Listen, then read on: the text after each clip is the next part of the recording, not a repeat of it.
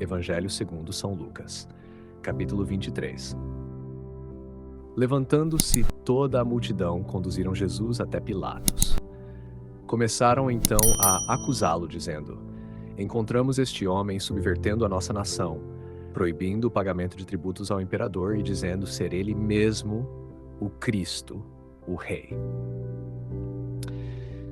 Pilatos o interrogou: Tu és o rei dos judeus? Jesus respondeu: Tu dizes, com leve ênfase em tu dizes. Então Pilatos declarou aos chefes dos sacerdotes e à multidão: Não encontro nenhum motivo de condenação neste homem. Mas eles insistiam, dizendo: Ele incita o povo, ensinando por toda a Judeia, começando pela Galileia, até aqui. Ao ouvir isso, Pilatos perguntou se o homem era galileu. E, sabendo que pertencia à jurisdição de Herodes, enviou a ele, que também estava em Jerusalém naqueles dias. Herodes, ao ver Jesus, ficou muito alegre, pois há muito tempo desejava vê-lo, por ter ouvido falar dele, e esperava ver algum sinal realizado por ele. Fez-lhe muitas perguntas, mas Jesus nada lhe respondeu. Estavam ali os chefes dos sacerdotes e os escribas, acusando-o com insistência. Herodes, com seus soldados, o desprezou e zombou dele. Mandou vesti-lo com uma túnica branca e o devolveu a Pilatos. Naquele mesmo dia, Herodes e Pilatos tornaram-se amigos, pois antes eram inimigos um do outro. Pilatos, convocando os chefes dos sacerdotes, os magistrados e o povo, disse-lhes: Trouxestes este homem a mim como alguém que perverte o povo, e eis que, interrogando-o diante de vós, não encontrei nele culpa alguma nas acusações que fazeis contra ele. Nem tampouco Herodes, pois o devolveu a nós, e eis que ele nada fez que mereça a morte. Vou, portanto, a castigá-lo e depois o libertarei. A multidão inteira, porém, gritou: Fora com este! Liberta-nos, Barrabás! Barrabás havia sido lançado na prisão por causa de uma revolta ocorrida na cidade e por homicídio. Pilatos voltou a falar, querendo libertar Jesus. Mas eles gritavam ainda mais: Crucifica-o! Crucifica-o! Ele, pela terceira vez, disse-lhes: Mas que mal fez este homem? Não encontrei nele nenhuma culpa que mereça a morte. Mandarei castigá-lo e depois o soltarei. Mas eles insistiam com grandes gritos, exigindo que fosse crucificado, e suas vozes iam se tornando cada vez mais fortes. Então Pilatos decidiu atender ao pedido deles. Soltou o que fora preso por causa de uma revolta e homicídio, aquele que haviam pedido, e entregou Jesus à vontade deles. Enquanto o levavam, agarraram um homem chamado Simão, natural de Cirene, que voltava do campo.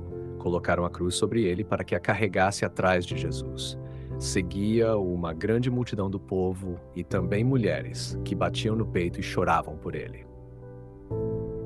Jesus, voltando-se para elas, disse: Filhas de Jerusalém, não choreis por mim, chorai por vós mesmas e por vossos filhos.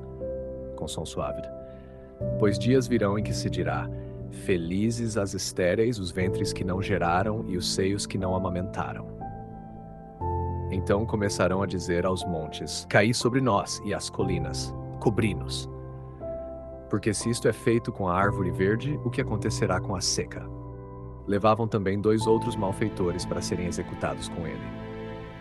Quando chegaram ao lugar chamado Calvário, ali o crucificaram e também os malfeitores, um à sua direita e outro à esquerda. Jesus dizia: Pai, perdoa-lhes, eles não sabem o que fazem. E repartindo suas vestes, lançaram sortes. O povo permanecia lá, observando. Os chefes zombavam, dizendo: Salvou os outros, salve-se a si mesmo, se é o Cristo de Deus, o eleito. Os soldados também o insultavam. Aproximavam-se para lhe oferecer vinagre e diziam: Se és o rei dos judeus, salva-te a ti mesmo. Sobre ele havia uma inscrição: Este é o rei dos judeus. Um dos malfeitores que estavam crucificados também o insultava, dizendo: Tu não és o Cristo, salva-te a ti mesmo e a nós também.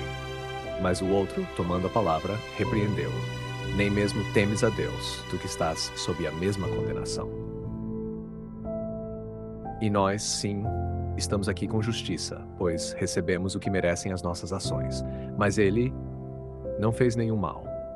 E dizia: Jesus, lembra-te de mim quando vieres com o teu reino. Jesus lhe respondeu: em verdade te digo, hoje estarás comigo no paraíso.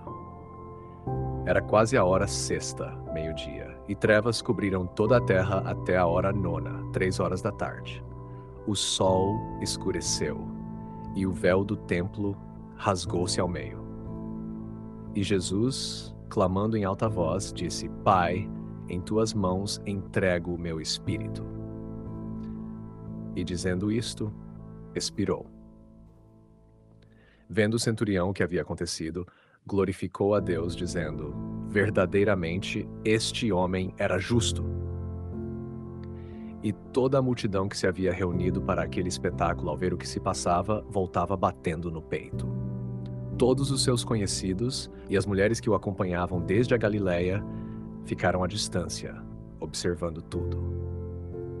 E eis que um homem chamado José, membro do conselho, homem bom e justo, que não havia concordado com a decisão e os atos deles, natural de Arimateia, cidade dos judeus, e que aguardava o reino de Deus, foi a Pilatos e pediu o corpo de Jesus. Retirando-o, envolveu-o em um lençol de linho e colocou-o em um túmulo escavado na rocha, no qual ainda ninguém havia sido posto. Era o dia da preparação, e o sábado já estava começando a iluminar-se. As mulheres que tinham vindo com ele desde a Galiléia seguiram e viram o túmulo e como o corpo fora colocado. Depois, voltando, prepararam aromas e perfumes, e, no sábado, guardaram o repouso, conforme o mandamento. Para esse trecho do Evangelho segundo São Lucas, capítulo 23, um comentário patrístico profundamente sugestivo é o de Santo Inácio de Antioquia em sua Epístola aos Efésios, versão longa, que cita expressamente as palavras de Jesus na cruz: Pai, perdoa-lhes, pois não sabem o que fazem. Veja como ele enfatiza a misericórdia incomparável de Cristo. Quando ele foi crucificado, não revidou, mas orou por seus inimigos: Pai, perdoa-lhes, pois não sabem o que fazem. Autor Santo Inácio de Antioquia, 107 Dante, bispo e mártir, discípulo direto dos apóstolos. Obra Epístola aos Efésios, versão longa. Uma carta pastoral repleta de exortações à fé, caridade e ao testemunho cristão, escrita durante seu caminho ao martírio em Roma. Contexto e significado. Inácio cita o perdão de Cristo como exemplo supremo de paciência e amor. Ele destaca que, mesmo no momento extremo da crucificação, Jesus não cedeu à iniquidade, mas orou por seus inimigos. Isso sublinha a perfeição do amor cristão, amar até quem causa o sofrimento, imitando Cristo. Paciência ativa. O sofrimento não leva ao rancor, mas ao perdão generoso. Exemplaridade moral. Jesus como o padrão máximo de virtude cristã. Esta reflexão vem de Santo Inácio de Antioquia, filho espiritual dos apóstolos, escrevendo pouco antes de entregar sua vida como mártir. Em sua carta aos cristãos de Éfeso, ele nos lembra que, mesmo crucificado, Jesus não se vingou. Pelo contrário, orou pelos seus inimigos, pedindo ao Pai que os perdoasse porque não sabem o que fazem. É o ápice da misericórdia tomada como atitude, um convite para que, em nossos sofrimentos, sigamos o mesmo caminho de amor paciente. Queridos ouvintes, chegamos ao fim deste audiolivro e quero expressar minha profunda gratidão a todos que permaneceram conosco até aqui.